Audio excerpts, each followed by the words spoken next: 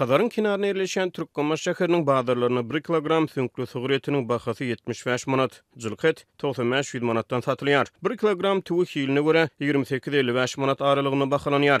Adatyk radiosynyň habarçysy Balkan welaýatynyň bazarlaryna, hususy sowda nokatlaryna we döwlet dukanlaryna ilata hödürlenýän adyk haritlarynyň bahalaryny deňeşdirýär. Maglumaty görä Günwatar sebitde käbir ýym tönümleriniň bahalary hususy sowda bilen deňeşdirilene döwlet dukanlaryna has gymmatlady. Meselem, ahal harit nişanly paýta ýagynyň 1 litr Balkanyň döwlet dukanlaryna 32 manatdan, hususy dukanlarda 30 manatdan satylýar.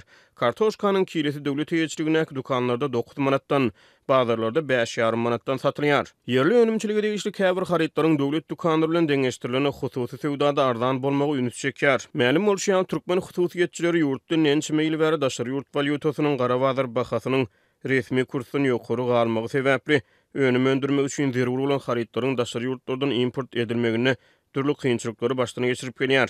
Ýöne Balkanyň bazarlaryna hem görnüşi ýaly görnüşinden önümçiligi daşary ýurt önümlerine garaşly bolmadyk haritlar hususy sowdada döwlet bahalary bilen deňeşdirilene sähel arzan satylýar. Ahal harit nişanly paýta ýagy Türkmenistanyň öndürilýär. Galy berse de ýurdun daýhanlary oňoýsuz şertlere garamazdan soňky ýyllarda yer alma önümçiligini artdyrdy.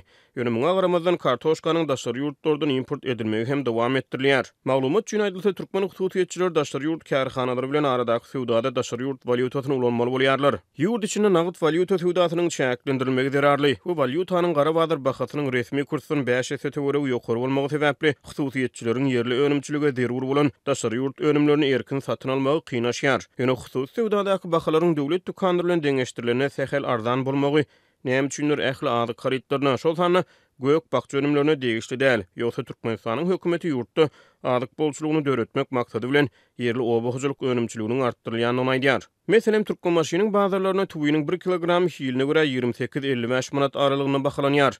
1 kilogram soğan 15-22 manat aralygyna bahalanýar. Pomidor 25 manat, hyýar 26 manat. Türkmenbaşyda beýle käbir adyk önümleriniň bahalary şeýle. Ozalam aýdyşymyz ýaly sünkli sugur etiniň kilesi 75 manatdan satylýar. Jylky et 95-100 manat aralygyna bahalanýar. Gara balygyň kilesi 100 manat, tas bir aý ozal bu balyk 60 manatdan satylýardy. Bir aýda balygyň bahasy 66,16 götürüm töweregi ýokarlany. Iňardan alma Türkmenbaşyda 25 manatdan bahalanýar. Bir aýyň bu almalar 15 manatdan satylýardy. Alma hem 66,16 götürüm töweregi gymmatlady. Xazarýaka şäherde bekri balygynyň 1 kilogramy 350-600 manat aralygyna bahalanýar. Öý ýumurtgasy 3,5-4 manatdan satylýar. 1 litr süýt 18 manat. Azatlygyň habarçysy beýle käbir ýym tönümleriniň döwlet dukanlaryna we hususy sowdadaky bahalaryny deňeşdirýär. Balkanyň adyk paýlarynyň hataryna ilata hödürlenýän Günawakar ýagy döwlet dukanlaryna 31-33 manat. Bu ýaglar bazarlarda 25-28 manatdan satylýar. Towuk budunyň döwlet bahasy 16 manat, hili pes budlar 15 manatdan satylýar. Ýöne hususy sowdada ýokary hili towuk buduny 15 manada satyn alsa bolýar. Ýurtda sarp edilýän iň esas haritlaryň biri bolan unyň bahasy hem döwlet we hususy sowdada tapawutlanýar. Türkmenistanyň öndürilen unyň 1 kilogram Balkanyň döwlet dukanlaryna 9 manatdan satylýar. Yerli un bazarlarda 5 manatdan satylýar. Gazagystanyň öndürilen unyň 1 kilogramy döwlet sowda nokatlaryna 10 manatdan satylýar.